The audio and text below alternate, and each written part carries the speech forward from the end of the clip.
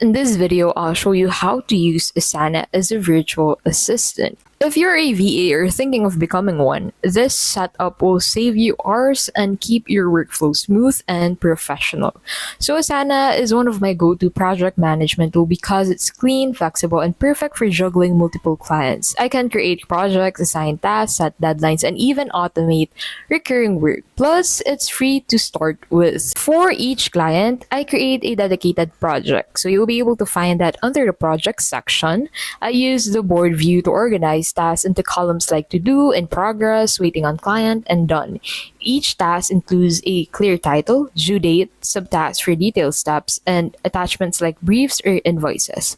This keeps everything centralized and easy to track. You can also add recurring tasks and automation on Asana. You can set up recurring tasks for things like weekly social media scheduling, monthly reports, invoice reminders. With Asana's automation, you don't have to manually recreate this every time.